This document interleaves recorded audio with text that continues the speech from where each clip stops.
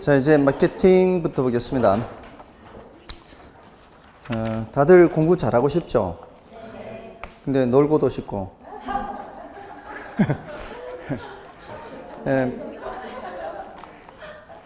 지난번에 말씀드렸죠. 지금 결혼한 게 낫냐, 나중에 결혼한 게 낫냐. 뭐, 둘 다를 선택할 수는 없어요. 제가 봤을 때도, 고락이 반복되는 거죠, 고락이. 반복되니까, 조금은 참고 견뎌야 되죠. 조금 참고 견디고, 대신 이제 효율적으로 해야 돼요, 효율적으로. 저도 이제, 우리 애한테도 공부를 할 때 한 10시간을 공부하면은 30분 정도는 공부하는 방법을 생각을 해요. 공부하는 기술이죠. 스킬입니다. 그거는 이 반복적으로 하지 않고서는 터득을 할 수가 없습니다. 이거는 농구 선수들이 계속해서 슛을 연습해서 슛의 정확도를 높이는 거하고 똑같습니다. 아무튼 그 과정에서 뭐 공부하는데 뭐 노하우라든가 이런 것이 뭐 만약에 궁금하면은 이제 질문하시면 얼마든지 해드릴 수는 있지만 그 공부 자체를 제가 대신해 드릴 수는 없다는 거죠. 그러니까 좀 참고 견디면, 그리고 또 공부를 하다 보면은요, 이게 재미있어요. 또 재미가 있습니다. 그래서 제가 고등학교 졸업할 무렵에는 하루라도 공부를 안 하면 이상했어요. 하루라도 공부를 안 하는 게 이상했어요. 매일같이 공부를 하던 몸이었으니까. 보통 일요일도 저는 공부를 했거든요. 어떻게 하는가 하면은 토요일 이제 오전 오후 야간 이렇게 하면은 오전 오후까지 공부를 하고요. 토요일 야간부터 쉬어요. 하루를 쉬면, 일주일에 하루를 쉬면. 그럼 토요일 야간부터 일요일 오후까지 쉬어요. 오전 오후까지. 그러면 일요일 야간부터 공부 모드로 들어가는 거예요. 그러면 월요병이 없어요. 보통 월요병이 있는 이유가 뭐예요? 그런 시도 있더만요. 일요일 미친 듯이 놀아놓고 왜 나한테 뭐라고 하냐고. 월요일이 하는 말이 일요일 날 미친 듯이 놀아놓고 왜 나한테 뭐라 그러냐고. 월요병이라고. 그러니까 일요일 날 오후까지만 놀고 일요일 저녁부터 공부 모드로 들어가면은 월요일이 덜 힘듭니다. 그러니까 일정을 짜더라도 될 수 있으면은 일요일 오후에 마치도록 하면은 일요일 오후부터는 이제 좀 가다듬고 하면은 월요일 날 좀 덜 힘듭니다. 아무튼 그렇게 공부를 좀 애써서 한번 해 보시기 바랍니다. 자, 이제 부동산 마케팅 들어가는데요. 자, 부동산 마케팅은 시장 점유 마케팅 전략이 있고요. 그 다음에 고객 점유 마케팅 전략이 있죠. 그 다음에 관계 마케팅 전략이 있습니다. 주로 여기서 출제가 되는 거죠. 뭐 마케팅의 의, 뭐 뜻 이런 것도 뭐 지문이 좀 있기는 해요. 근데 이제 정답 지문은 모두 다 여기서 나왔는데, 시장 점유 마케팅 전략은 공급자 측면의 전략이죠. 그 다음에 고객 점유 마케팅 전략은 수요자 측면을 중시하는 전략이죠. 공급자 측면에서 이제 틈새 시장을 점유한다거나 뭐 이렇게 선점하는 것을 말하는 건데, 그러려면은 이제 일단 시장을 세분을 해요. 시장을 세분하는 거는 그 수요자층을 대상으로 세분하는 거죠. 인구 경제학적 특성에 따라 성인 또는 아동, 남성, 여성 이런 식으로 소득 수준이 높은 사람 대상으로, 소득 수준이 낮은 사람 대상으로 이런 식으로 세분을 하는 거죠. 그 중에서 가장 자신 있는 시장을 타겟으로 삼는 거죠. 그리고 그 시장에서 차별화를 하는 거예요. 차별화를 해서 타겟으로 삼은 시장을 점유하겠다는 거죠. 근데 그 차별화의 내용이 이제 네 가지를 섞어서, 이 네 가지는 모두 다 P로 시작하는 단어들이죠. 프라이스, 가격 측면의 차별화, 또 프로덕트, 제품 측면의 차별화, 또 플레이스, 유통 경로 측면의 차별화, 또 프로모션, 홍보 촉진 또는 판매 촉진, 뭐 이렇게 홍보 촉진, 판매 촉진, 이런 측면에서의 차별화를 통해서 타겟으로 삼은 시장을 점유하라는 거죠. 근데 보통 어떻게 질문을 해요? 여기서는 시장 점유 마케팅 전략이란 하면서 이 내용들을 얘기를 해야 되는데, 여기 내용을 얘기한다는 거죠. 여기는 이제 아이다 원리에 따라서 AID 주목하고 흥미를 갖고 디자이어 욕망을 갖고 액션 행동을 갖는 거죠. 행동을 하는 거죠. 이렇게 해서 고객들이 지금 심리 상태가 어떤 상태에 있는지를 보라는 거잖아요. 고객들의 심리 상태를 보고서 요 단계에 있으면은 이제 주목 단계에 있으면 흥미 단계에 오게 하고 흥미 단계에 있으면은 디자이어 욕망 단계에 가게 하고 디자이어 욕망 단계에 있으면 이제 계약서를 제시를 해서 사게끔 행동하게끔 단계별로 접근하라는 거죠. 너무 섣불리 접근하지 말고 이게 이제 고객정의 마케팅 전략이고 관계 마케팅 전략은 지속적 관계를 중시하는 거죠. 일회적 거래로 끝내지 말고 지속적 관계를 중시해라. 자, 요런 얘기입니다. 여기서는 이제 브랜드 문제와 관계 있다. 뭐 이렇게 얘기를 하죠. 자, 요런 내용들입니다.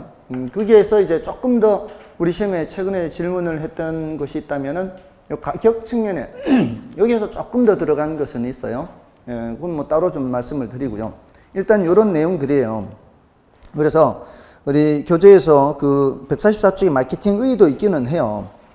마케팅 의의는 마케팅이란 부동산 기업이 기업의 목적을 달성하기 위해 부동산과 부동산 기업, 부동산업에 대한 소비자 및 고객의 태도와 행동을 형성, 유지, 변경하게 만드는 제반 활동이다. 그러니까 제반 활동이죠. 그 제반 활동이라는 게 이제 전부 다잖아요. 어떤 경우에는 이제 과정이다 그래요. 과정. 그 과정은 이제 어떤 한 단계만을 말을 하는 것이 아니기 때문에 그렇게 얘기하는 거죠. 그리고 이제 부동산 그 괄호 2번의 오른쪽에 마케팅 환경에서 뭐 미시적 환경, 거시적 환경 하는데 이건 뭐 참고로 보는 정도로 하십시오. 자, 이제 마케팅 전략을 보시면은 마케팅 전략의 시장 점유 마케팅 전략 보십시오. STP 전략 있죠. 자, STP 전략에서는 그 뜻이 STP란 시장 세분화, 표적 시장, 제품 차별화를 의미하는 약자로서 전통적인 전략이 하나이고요. 시장 세분화 볼게요. 이것도 이제 뜻을 시장 세분화란 해놓고는 여기 내용을 말한다거나 표적 시장 선정이다 또는 설정 해놓고는 여기 내용을 말하거나 이런 식으로 이제 틀린 지문을 만드는 거예요. 그래서 시장 세분화란 이질적인 전체 시장을 수요자의 인구 경제학적 특성에 따라 동질적인 몇 개의 세분 시장으로 나누는 행위를 말하는 겁니다. 이거는 뭐 여러 가지 기준으로 나눌 수가 있어요. 이 시장 세분화는 소비자를 그 이질성에 따라 몇 개 특정 집단으로 분할하고 각 세분 시장의 소비자 수요에 대응하는 제품 계획을 세워 마케팅 전략을 전개하는 데 의의가 있다. 그렇고요. 다음에 이제 넘어가시면 표적 시장 선정 있죠. 표적 시장 선정에 있어서는 이러한 세분화된 시장에서 자신의 상품과 일치되는 수요 집단을 확인하거나 선정된 표적 집단으로부터 신상품을 기획하는 일이 중요하다. 만약에 그 타겟으로 삼은 시장이 있죠. 타겟으로 삼은 시장에 자신의 상품이 거기에 적합한 상품이 없다면 어떻게 해야 돼요? 거기에 적합한 상품을 만들어내야 될 거 아니에요? 그건 이제 기획을 해야 되는 거죠. 그 다음에 제품 차별화는 목표 시장에서 고객의 욕구를 파악하여 고객의 마음속에 경쟁 제품에 비해 차별적 특징을 가지도록 제품 개념을 정하고 소비자의 지각 속에 적절히 위치시키는 노력을 말한다. 이거는 소비자들이 어떤 제품을 봤을 때 그 제품은 어떠한 거 이렇게 이제 이미지를 갖게 하는 거죠. 예를 들어 뭐 노트북 컴퓨터를 사려고 한다. 그럼 이제 어떤 회사는 이 회사는 이 기능이 좀 다양하다. 또 어떤 회사는 노트북의 디자인이 참 이쁘다. 어떤 노트북은 내구성이 뛰어나다. 그래서 오랫동안 쓸 수 있다. 이렇게 각 회사마다 갖고 있는 특징들이 있지 않습니까? 뭐 그런 것들을 이제 해서 그 고객의 머릿속에 지각시키는 거죠. 그래서 닥스 하면은 닥스 무늬 뭐 이렇게 어떻게 된다거나 이런 식으로 하는 것이 제품 차별화고요. 다음에 이제 4P 믹스 전략은 그 마케팅 믹스란 표적 시장을 만족시키기 위하여 기업에 의해서 결합되는 통제 가능한 제요소에서 여러 요소라 돼 있잖아. 제요소가 여러 요소 결합되는 했잖아요. 결합이 믹스잖아요. 결합되는 여러 요소에서 마케팅 믹스의 구성 요소에는 일반적으로 제품, 가격, 유통, 홍보 촉진 및 의사소통의 4P가 가장 전형적이다. 이러한 4P 전략은 주로 상업용 부동산 마케팅에서 사용되고 있고요. 그다음에 제품 전략에서는 제품 전략이란 공급하는 상품이 경쟁력을 가질 수 있도록 하는 것이고요. 부동산 상품은 다양한 형태로 이루어지고 있으므로 용도나 그 거래 유형에 따라 전략이 달라지는 거죠. 우리 부동산 쪽에서 이런 제품 전략에서는 요즘은 굉장히 다양해지고 있죠. 최근에는 단지 내에 도서관도 있고요. 단지 내에 수영장도 있고요. 별게 다 있죠. 아무튼 그런 것들이 다 제품 계획, 제품 측면에서의 차별화죠. 기존의 다른 회사들이 했던 것과 차별화 이렇게 되는 거고요. 다음에 가격 전략은 뭔가 하면은 가격은 고객에게 적정한 가격 수준이고 생산자와 판매자에게도 적정히 보장되는 가격에 한다. 경우에 따라 고가 전략 또는 저가 전략, 요런 요거 아까 말씀드렸듯이 고가 전략, 저가 전략 그거는 당연한 얘기인데, 제가 이 아파트를 분양받을 당시에는 단일 가격 정책이었거든요. 이게 시험에 언급됐던 거예요. 이게 아마 그 무렵이었을 거예요. 제가 분양받고 난 이후 바로 한 2, 3년 만에 어떤 게 나타나기 시작했는가 하면은 분양가가 층마다 달라요. 그러니까 저도 예전에 분양받으면서 좀 신기해 했어요. 왜냐하면 아니 이게 다들 저층은 안 좋다고 그러고 저 꼭대기도 안 좋다고 그러고 로얄층이 좋다고 하는데 왜 분양가가 같을까? 그리고 추첨을 해가지고 로얄층이 걸리면 아유 다행이다 이렇게 생각하고 밑에 층에 걸리면 아예 별로네 이렇게 할까 궁금했어요. 아니 가격을 달리하면 될 거 아니야. 속으로도 그런 생각했거든요. 속으로 그런 생각했는데 지금은 이제는 그렇게 하잖아요. 그거를 뭐라고 하는가 하면은 신축 가격 전략이라고 그래요. 신축 가격. 그러니까 이거는 같은 타입이잖아요. 같은 자재 사용했고 같은 설계 도면이고 같은 라인에서 이렇게 올라가면은 같은 평형이고 이렇게 똑같은데 요거는 층별로 차이가 없잖아요. 근데 이건 층마다 차이가 있잖아요. 요런 거를 무슨 전략이다? 신축 가격 전략이라 그래요. 같은 자재를 사용하고 하더라도 층이냐 방향도 있잖아요. 뷰 있잖아요. 뷰가 좋은 데가 있고 뷰가 안 좋은 데가 있잖아요. 그럼 뷰가 좋은 데는 더 비싸게 받고 안 좋은 데는 더 싸게 받고 이렇게 달리 받는 거죠. 그렇게 하는 거를 신축 가격 전략. 지금은 이렇다고 봐야 되겠죠. 옛날에는 단일 가격 전략이고요. 자, 그런 가격 측면에서도 그런 차별화가 있고요. 그다음에 유통 경로 전략이란 유통이란 시간적 공간적 차원의 마케팅 활동을 취급하는 것으로서 표적 고객에게 적정한 상품을 적정한 시간에 적정한 장소에서 제공하는 데 필요한 활동이다. 부동산 중개업자를 통한 부동산 거래 활동이 이에 대한 예라고 할 수 있는데요. 이거 말고도 예전에는 분양팀을 통해서 전문 분양 회사가 있거든요. 그런 분양 회사를 통해서 유통시키기도 하고요. 또 최근에는 이 홈쇼핑을 통해서도 유통시키기도 하죠. 우리 공인중개사 이거 상품도 홈쇼핑에서 판매하죠. 그런 것도 다 옛날과는 다른 유통 경로 전략이 되는 거죠. 리얼의 홍보 촉진 및 의사소통 전략. 자, 요거는 제품의 수요를 자극하는 여러 활동으로서 잠재 고객들에게 정보를 제공하고 그들을 설득하기 위한 여러 수단이죠. 대표적인 게 판촉 활동이죠. 조금 더 할인한다거나 서비스 같은 걸 더 제공한다거나 해서 사람들을 좀 더 끌어들이는 것을 말하는 거죠. 다음에 그렇게 해서 4P 믹스 네 가지 항목 외워야 돼요. 제품 측면, 가격 측면, 유통 경로 측면, 홍보 촉진 또는 의사소통 항목을 알고 있어야 되고요. 다음에 고객 점유 마케팅 전략은 전통적인 시장 점유 마케팅은 공급자의 일방적인 접근이었던 반성으로부터 나온 전략으로서 주의, 관심, 욕망, 행동으로 이어지는 구매 의사결정 과정의 각 단계에서 소비자와의 심리적 접점 마련하는 거죠. 그래서 전달되는 메시지 톤과 강도를 조절하여 마케팅 효과를 극대화하는 것이 바로 고객 점유 마케팅 전략이고요. 이런 것들은 중개할 때도 필요하죠. 어느 손님이 지금 어떤 상태인지에 따라서 접근을 달리해서 이게 들어오는 손님이 그냥 물건 가격 알아보러 오고 이렇게 가볍게 오는 분들일 때는 그냥 전화번호 적어 놓고 그냥 이런 물건이 있습니다 이렇게 가볍게 하면 되고요. 지금 당장 물건을 알아봐야 되는 상황 같으면 적극적으로 물건을 알아봐야 되겠죠. 그다음에 관계 마케팅 전략에서는 생산자와 소비자 간의 일회성 거래를 전제로 한 종래 마케팅 이론에 대한 반성으로 양자 간의 장기적 지속적인 관계 유지를 주축하는 전략이 관계 마케팅 전략이고요. 부동산 마케팅에 있어서 이는 브랜드 문제와 관계되죠. 왜냐하면은 제가 지금 살고 있는 아파트 만든 회사 물건을 다시 분양받을 일이 얼마나 될까요? 그죠? 평생을 살면서 같은 회사 물건을 분양받는 일은 몇 번이 되겠어요? 아무리 많아도 2번? 3번? 최대 3번 아닐까요? 더군다나 지금 살고 있는 게 별로 마음에 안 들면 다음에는 적어도 안 하겠죠.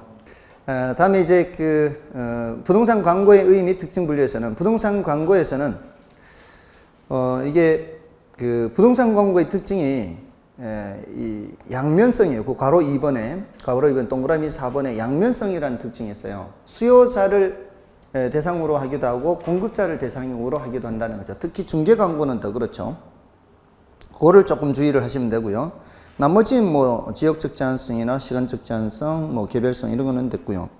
그 밑에 그 용어들만 좀 체크를 하세요. 부동산 광고에 분류해서 목적에 따른 분류에서는 기업 광고, 인명 광고. 기업 광고나 인명 광고는 거의 같은 거예요.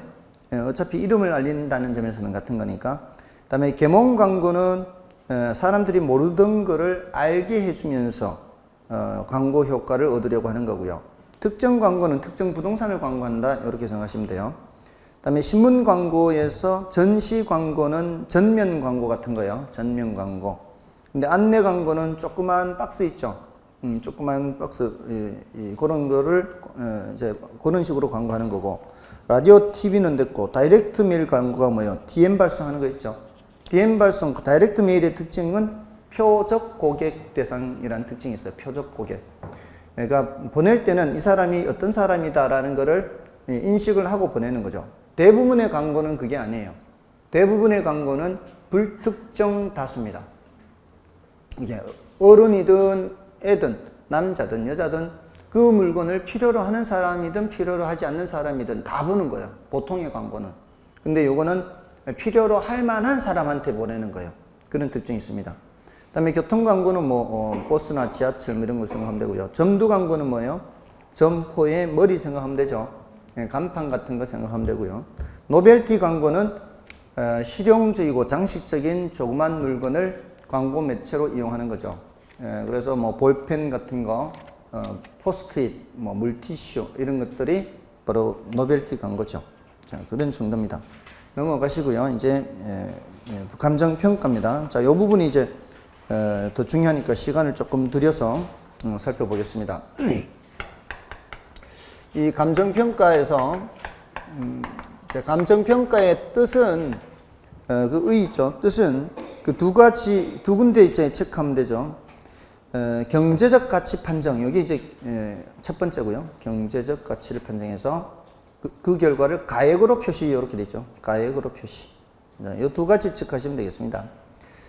바로 이제 평가 조건에 따른 분류, 이제 부동산 감정 평가 분류로 들어가면 돼요.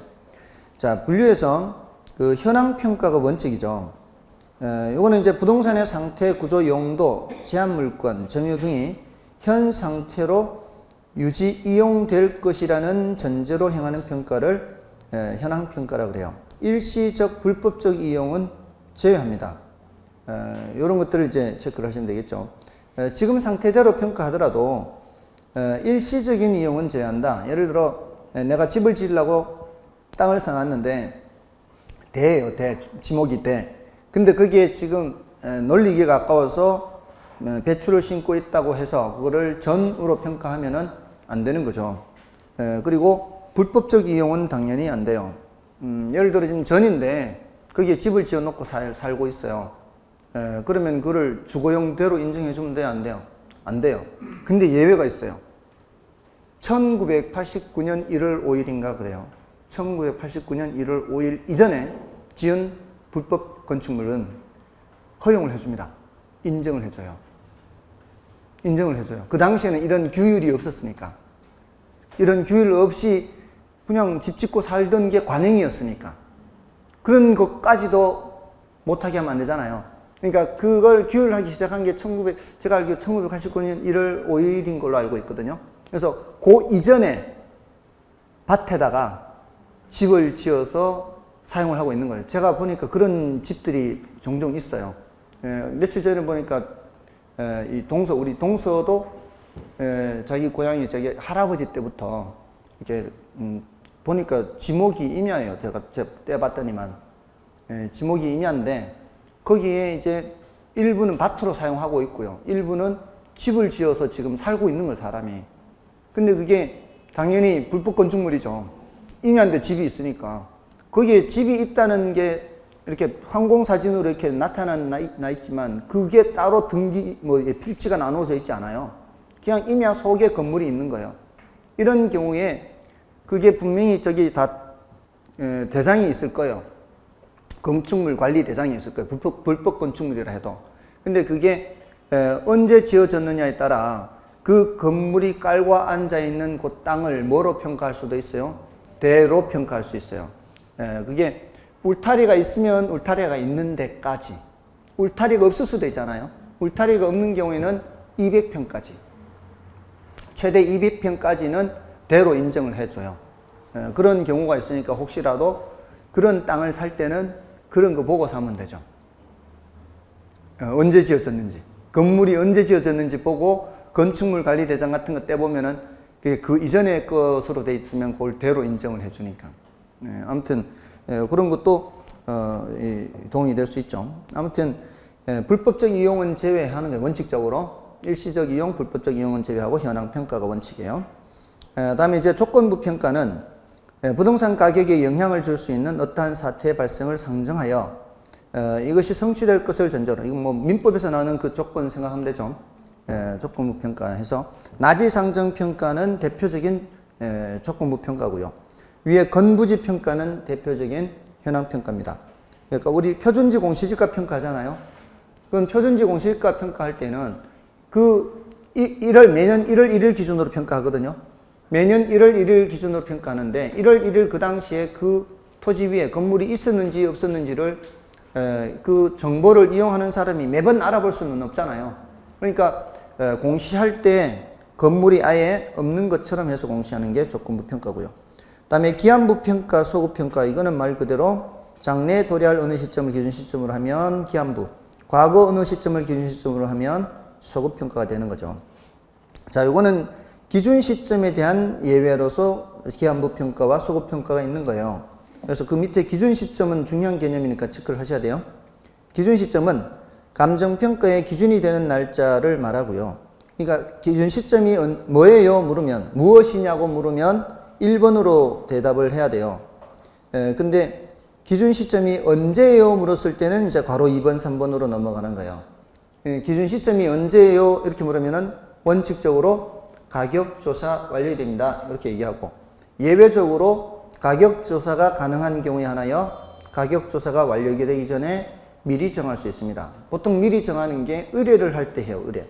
의뢰를 할 때 과거 일정 시점을 기준 시점으로 하면은 소급 평가고요. 보통 요거는 법적 분쟁이 발생했을 때 많이 합니다. 특히 상속과 관련해서 상속 개시 시점에 가격을 다시 구해야 될 때가 있죠. 그럴 때는 소급 평가를 할 수밖에 없죠. 근데 미래 일정 시점을 기준 시점으로 하는 경우가 있어요. 이건 이제 훨씬 더 드문데 그래도 있기는 해요. 여러분들이 배우는 환지 방식 있죠.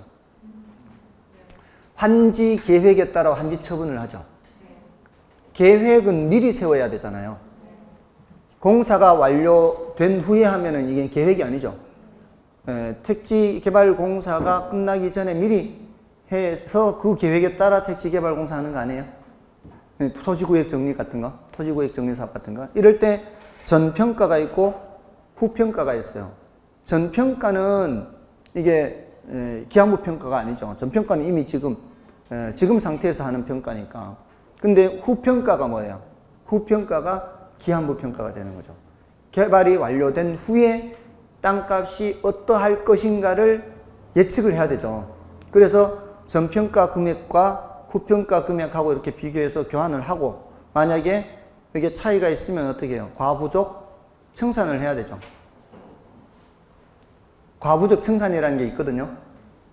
증환지, 감환지 말고, 그러니까 증환지 하면은 어떻게 해요?